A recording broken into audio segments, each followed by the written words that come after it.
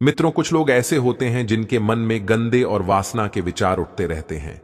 मित्रों, आज के इस वीडियो में हम आपको एक कथा के माध्यम से बताएंगे कि स्वयं बजरंगबली हनुमान जी ने गंदे विचारों को रोकने की वह कौन सी बातें बताई हैं।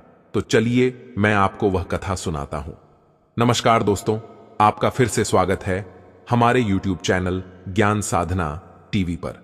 दोस्तों, एक बार देवर्षि नारद जी जब इंद्रलोक गए तो उन्होंने देखा कि इंद्रदेव रंभा उर्वशी मेनका के साथ भोग विलास में मग्न थे। जब नारद जी इंद्रलोक पहुंचे तो इंद्रदेव उनसे मिलने भी नहीं आए, जिससे नारद जी को बहुत दुख हुआ। तब उनके मन में एक प्रश्न उठा कि लोग विषय भोग में इतना क्यों गठित है। तब उन्होंने सोचा, अगर कोई ऐसा हो जिसने अभी तक विषय भोग न किया हो, वही मुझे इस प्रश्न का उत्तर दे सकता है। तब उनको याद आती है महादेवी के अवतार हनुमान जी की देवर्षि नारद जी ने विलंब न करते हुए इंद्रलोक से प्रस्थान किया और जा पहुंचे हनुमान जी के पास। तब हनुमान जी तपस्या में लीन थे। जैसे ही नारद मुनि वहां पहुंचे तब हनुमान जी ने आंखें खोली और देवर्षि नारद जी से बोले, हे नारायण भक्त देवर्षि नारद जी, आप आज हमारे पास आए हैं। कोई अनहोनी हुई क्या? मुझसे या फिर किसी पर कोई संकट आया है क्या? तब देवर्षि नारद जी बोले, हे संकट मोचन हनुमान, ऐसी कोई बात नहीं है। मुझे बस आपसे एक प्रश्न का उत्तर जानना था। तब हनुमान जी ने कहा कि कहिए देवर्षि नारद जी, आपका वह प्रश्न कौन सा है? तब देवर्षि नारद जी बोले कि हे संकट मोचन हनुमान, आपने आज तक किसी भी स्त्री को स्पर्श तक नहीं किया है, न तो आज तक आपने किसी के साथ विषय भोग किया है। लेकिन मैं जब इंद्रलोक पहुंचा तो इंद्रजीत मुझे मिले तक नहीं, क्योंकि वह रंभा मेनका उर्वशी के साथ वासना में व्याप्त थे। तब मेरे मन में यह प्रश्न उठा कि मनुष्य के मन में यह वासना का विचार क्यों उठता है और इसे कैसे रोक सकते हैं। तब महाबली हनुमान जी बोले, हे देवर्षि नारद जी, अगर आपका प्रश्न यही है तो मैं आपको इस प्रश्न का उत्तर बताता हूं, लेकिन इसके लिए आपको एक कथा सुननी होगी।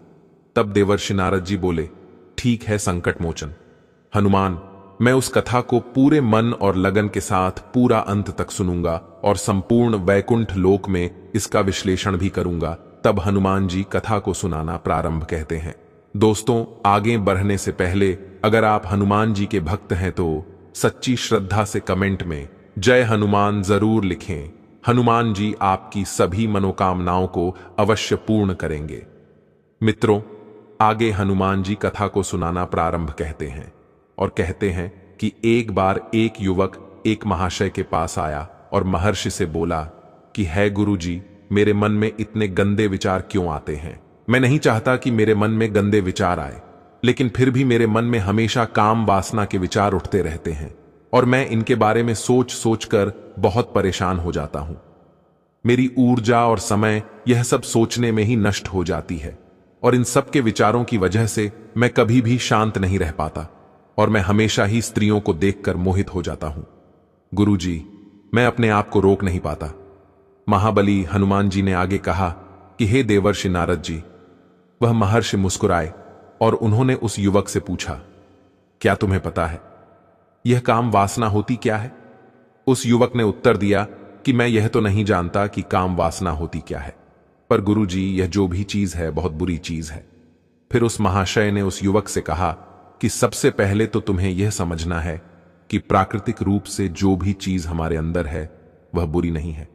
हमारे जीवन में उसका कुछ न कुछ महत्व है। वासना कोई बुरी बात नहीं है।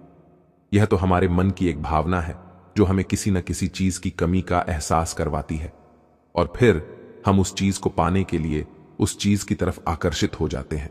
वह महाशय आगे उस युवक को कहते हैं कि हे युवक, जैसे अगर तुम्हारे पास धन की कमी है तो तुम में धन पाने की वासना उत्पन्न हो जाएगी। तो वासना कुछ और नहीं, बस एक प्रकार की कमी है जो एक प्रकार की जरूरत का एहसास दिलाती है, और जब यह जरूरत शारीरिक हो तो हम इसे काम वासना का नाम देते हैं। युवक ने महाशय को कहा कि गुरुजी, मुझे काम वासना का मतलब तो समझ में आ गया, पर आप मुझे यह बताइए कि यह आती कहां से है और कैसे आती है? हनुमान जी ने आगे कहा कि हे देवर्षि नारद जी। तब उस महर्षि ने कहा कि काम वासना कहीं से आती नहीं है, यह तो हमारे अंदर ही होती है और इसका होना तो जरूरी भी है। अभी तो मानव जाति का विस्तार होगा। अब उस युवक ने कहा, जब यह हमारे अंदर ही है और जरूरी भी है, तो फिर लोग इसे गलत क्यों बोलते हैं? तरबूज महर्षि ने कहा कि यही तो समस्या है। लोगों ने काम वासना को गलत तरीके से सोच लिया है। इसे छुपाने की, दबाने की कोशिश करते हैं। काम वासना गलत नहीं है, बल्कि काम वासना का गलत तरीके से प्रयोग करना गलत बात है। लोग जिससे प्रेम करते हैं बस उसी के लिए जीने लग जाते हैं। उसे पाना ही उनका अपना मार्ग बन जाता है और उसी के बारे में हमेशा सोचते रहते हैं। पर यह सब गलत है। हनुमान जी ने आगे कहा कि हे देवर्षि नारद जी, महर्षि ने युवक से कहा, क्या तुम्हें पता है जानवरों में भी काम वासना होती है? उस युवक ने उत्तर दिया, हां गुरुजी, जानवरों में भी काम वासना होती है, क्योंकि जानवर भी तो आखिर अपने वंश को आगे बढ़ाने के लिए मादा के साथ व्याभिचार करते हैं। उस महर्षि ने आगे कहा कि हम जानवरों की काम वासना को गलत क्यों नहीं कहते? युवक ने कहा, गुरुजी, मुझे इस प्रश्न का उत्तर नहीं पता। युवा आगे कहता है कि महात्मा आप ही मुझे बताइए। तब महर्षि ने कहा कि जानवर अपनी काम वासना का प्रयोग आनंद प्राप्ति के लिए नहीं करते। वह तो सिर्फ संतान उत्पत्ति करने के लिए काम वासना का उपयोग करते हैं। जानवरों को प्रकृति ने इतनी समझ नहीं दी है कि वह काम वासना को अपने सुख का आधा बना सके। हनुमान जी ने आगे कहा कि हे देवर्षि नारद जी, वह महर्षि आगे बोला कि मनुष्य अपनी समझ के बलबूते पर प्रकृति में पाई जाने वाली प्रत्येक वस्तु को अपने सुख के लिए प्रयोग करता है। हम इंसानों ने ही काम वासना को अपने सुख का साधन बना लिया है, परंतु प्रकृति ने तो इसे हमें अपने वंश को आगे बढ़ाने के लिए दिया था। लेकिन प्रत्येक इंसानों ने इसे अपने जीवन का परम लक्ष्य बना रखा है और इस तरह से काम वासना का आ जाना गलत है। हनुमान जी ने आगे कहा कि देवर्षि नारद जी, युवक ने पूछा, महात्मा जी, यह काम वासना हम पर हावी क्यों होती है? यह हमेशा ही क्यों आ जाती है? तब उस महात्मा ने कहा कि सुनो, अब मैं तुम्हें एक कहानी सुनाता हूं, उसे तुम ध्यानपूर्वक सुनना। तुम्हें तुम्हारे सारे सवालों का जवाब तुमको मिल जाएगा, बस तुम्हें ध्यान से सुनकर समझना है। युवक ने कहा, ठीक है गुरुजी। वह महर्षि आगे कहता है, एक बार की बात है, एक आश्रम में एक गुरु और उनके शिष्य रहा करते थे। सभी बच्चे रोजाना आश्रम के बाहर स्थित देवरिया नामक एक गांव में भिक्षा मांगने के लिए जाते थे। महाबली हनुमान आगे कहते हैं कि वह से उस युवक से आगे कहता है कि उसी आश्रम का एक शिष्य जिस गांव में भिक्षा लेने जाता था, उसी रास्ते में एक नदी मिलती थी। एक दिन उसने देखा कि एक युवक वृक्ष के पीछे छिपा है। वह उस युवक के पास गया और उससे जाकर बोला, भाई, तुम इस वृक्ष के पीछे छिपकर क्या देख रहे हो? तब उस पेड़ के पास छुपे हुए युवक ने कहा, अरे तुझे नहीं दिख रहा क्या कि मैं क्या देख रहा हूं? तब शिष्य नदी की ओर देखा तो वहां पर कुछ युवतियां पानी भर रही थीं। तब उस शिष्य ने उस युवक से कहा, अरे भाई, वहां पर तो युवतियां पानी भर रही हैं, इसमें छिपकर देखने वाली क्या बात है?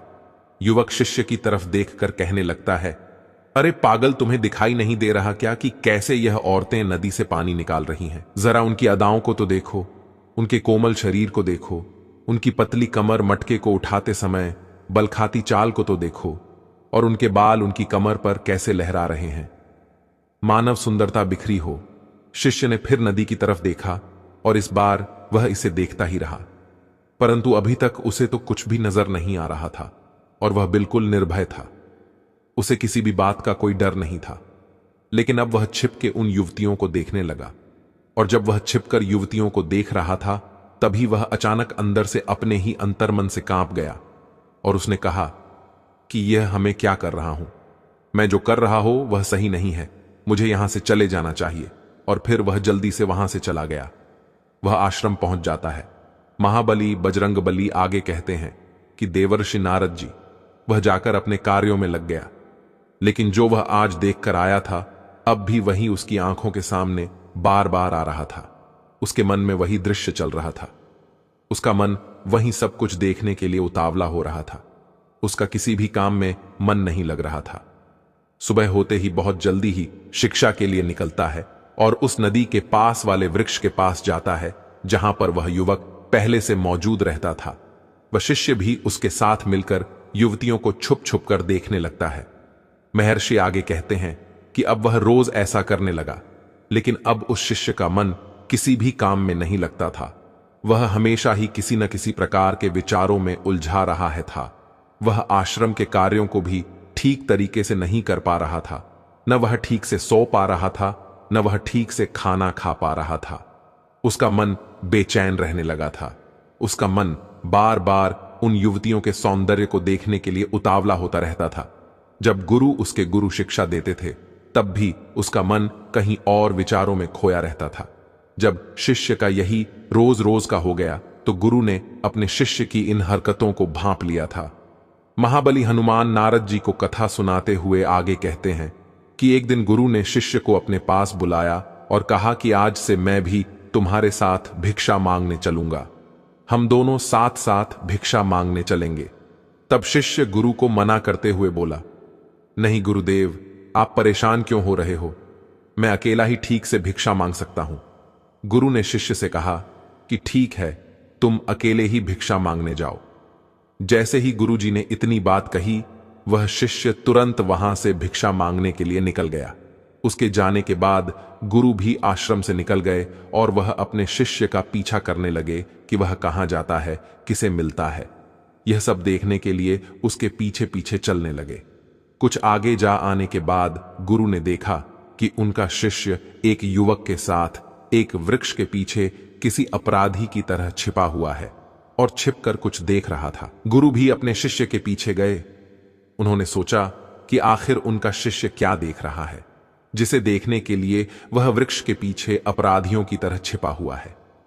तब गुरु ने देखा कि उनका शिष्य वृक्ष के पीछे छुपकर युवतियों को देख रहा है, जो कि नदी से पानी भर रही थी।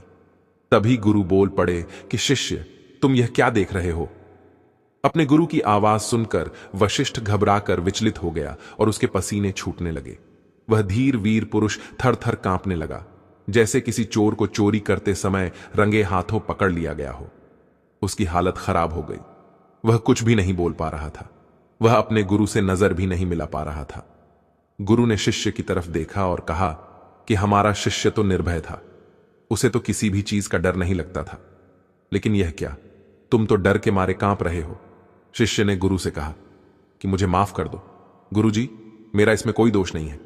मेरे साथ यह जो युवक है, इसमें ही मुझे बहका दिया है, लेकिन मैं आपसे प्रेम करता हूं कि आज के बाद मैं ऐसा दोबारा नहीं करूंगा।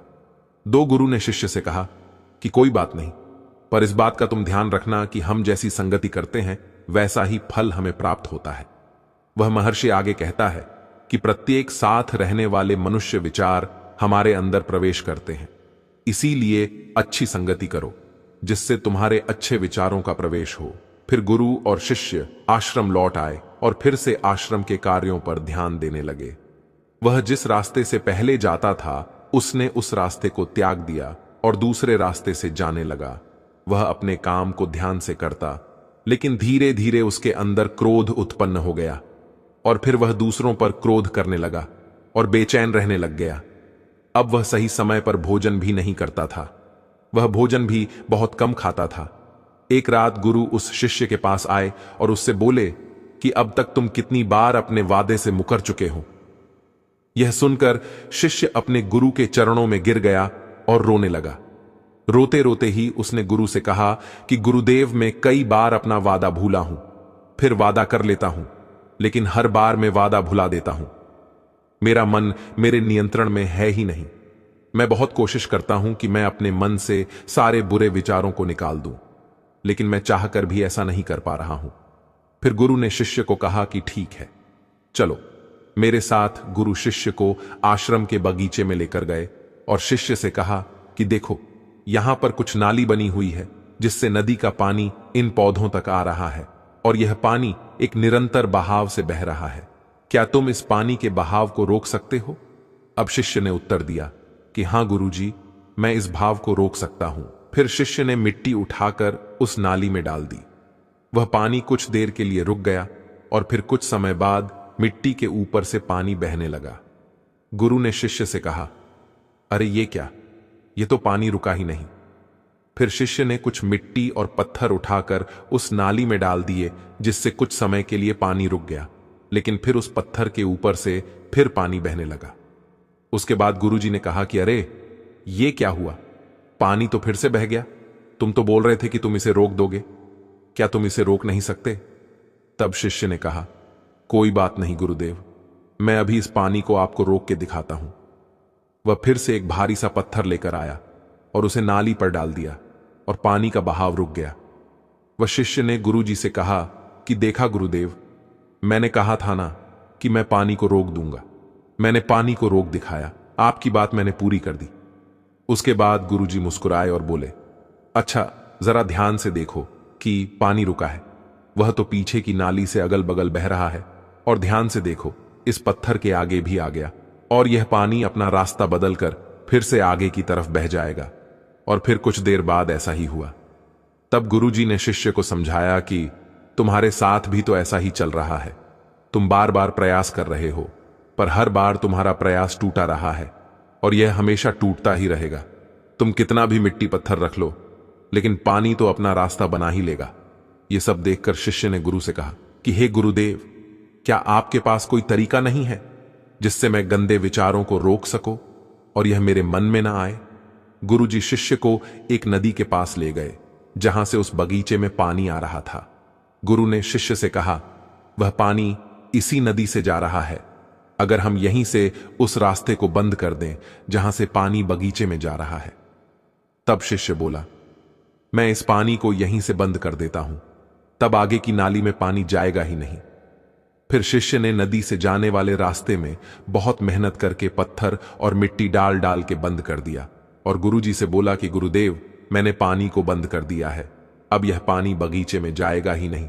तब गुरु ने कहा कि अगर पानी बगीचे में नहीं जाएगा तो पौधों को पानी कहां से मिलेगा? उन पौधों को तो पानी की आवश्यकता है और उन पौधों में कुछ पौधे तो ऐसे हैं जिनको रोज पानी की आवश्यकता है, वह तो मुरझाकर मर ही जाएंगे। उनका क्या होगा? पानी तो हमें खोलना ही होगा। शिष्य ने गुरु की बात सुनकर वापस नदी से जाने वाले पानी का रास्ता खोल दिया। तब गुरु ने शिष्य से पूछा कि अगर हम इस नदी के पूरे पानी को बगीचे की तरफ कर दें तो क्या होगा? तब शिष्य ने जवाब दिया कि गुरुदेव, वहां पर जितने भी पौधे हैं वह नष्ट हो जाएंगे, वहां पर कुछ नहीं बचेगा। फिर गुरु मुस्कुराए और बोले, मैंने तुमसे यह सब जो करवाया तुमको समझ में आया? कुछ क्या तुम इस बात को समझ पाए हो कि हमें किसी भी चीज को रोकना नहीं है, बस हमें हमेशा संतुलन बनाए रखना है। कम पानी से भी पौधे नष्ट होते हैं और ज्यादा पानी से भी पौधे नष्ट होते हैं। हमारा जीवन संतुलन सही चलता है। गुरुजी ने शिष्य से कहा कि अगर मैं तुम्हें कहूं कि तुम आम के बारे में मत सोचो तो तुम्हारे मन में सबसे पहले किसका चित्र आएगा? शिष्य ने कहा कि गुरुजी, मेरे मन में तो पहला चित्र आम का ही आएगा। गुरु ने कहा कि जब हम गंदे विचारों को जबरदस्ती रोकने का प्रयास करते हैं तो वह और मजबूती के साथ हमारे अंदर प्रवेश करते हैं, इसीलिए हमें उन्हें कभी भी दबाने की कोशिश नहीं करनी चाहिए। फिर गुरु ने शिष्य को समझाते हुए कहा कि हमारे गंदे विचार बुरे लोगों की संगति करने की वजह से भी आते हैं। कई बार ऐसा होता है कि काम भाव हमारे अंदर होता ही नहीं है, लेकिन कुछ अश्लील लोगों के साथ रहने की वजह से यह हमारे अंदर हावी हो जाता है। फिर शिष्य ने कहा कि गुरुदेव, आप सत्य कह रहे हैं, मैं अपने मार्ग से भटक गया था। महर्षि उस युवक से आगे कहते हैं कि वह शिष्य उस रात बहुत ही चैन की नींद सोया। सुबह अपने कार्यों को पूरे मन से किया और फिर सुबह वह भिक्षा लेने के लिए उसी रास्ते से गया जहां वह युवक आज भी वृक्ष के पीछे छुपकर उन युवतियों को देख रहा था। वह शिष्य नदी पर गया जहां वह युवतियां पानी भर रही थीं।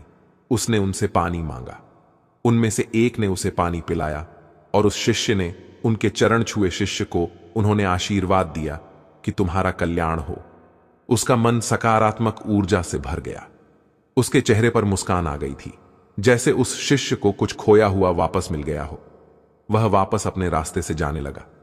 तभी पीछे से वह युवक आ गया जो वृक्ष के पीछे छुपा हुआ था। वशिष्ठ के पास आया और बोला कि अरे भाई, क्या बात है, आज तो तुमने नजदीक से दर्शन कर लिए, तुम तो मुझसे भी आगे निकल गए। तब शिष्य ने कहा कि हम हमेशा दूसरे के दर्शन करने में ही व्यस्त रहते हैं, अपने दर्शन कर ही नहीं पाते। तुम कब तक इस वृक्ष के पीछे छूटते रहोगे? किसी को पसंद करते हो तो उससे कह दो, अगर वह भी तुम्हें पसंद करती है तो शादी कर लो और उससे पहले तुम कुछ बन जाओ, अपने आप को पहचान लो। ऐसे अपना समय बर्बाद मत करो। फिर वह युवक रोज उस शिष्य से मिलने लगा और उस युवक ने नदी पर जाना त्याग दिया और फिर वह युवक अपने जीवन में कुछ बनने के लिए संघर्ष करने लगा। अब महात्मा महर्षि ने एक युवक का मार्गदर्शन किया और गुरु की वजह से एक शिष्य और एक और युवक के मन की वासना समाप्त हो गई। अब महाबली बजरंगबली ने कहा कि हे नारद जी, अब तो आपको सब कुछ समझ में आ ही गया होगा कि एक मनुष्य को संभोग और गंदे विचारों से बचने के लिए क्या करना चाहिए। तब देवर्षि नारद जी बोले कि हां पवन पुत्र बजरंगबली, हनुमान, मैं अब आपकी बात समझ चुका हूं। मित्रों, संगति बदलो, आपके विचार अपने आप ही बदल जाएंगे। जब तुम्हारे मन में गंदे विचार आए तब आप अपने आप को दोषी मत मानो, केवल उन विचारों में संतुलन बनाने का प्रयास करो और अपने आप को पहचानो। मित्रों, आपको वीडियो कैसा लगा हमें कमेंट में जरूर बताना और ऐसे ही वीडियो देखने के लिए आप हमारे चैनल ज्ञान साधना टीवी को भी सब्सक्राइब अवश्य कर लें और इस वीडियो को अपने मित्रों के साथ शेयर अवश्य करें और सच्ची श्रद्धा से कमेंट में जय हनुमान जरूर लिखें। धन्यवाद।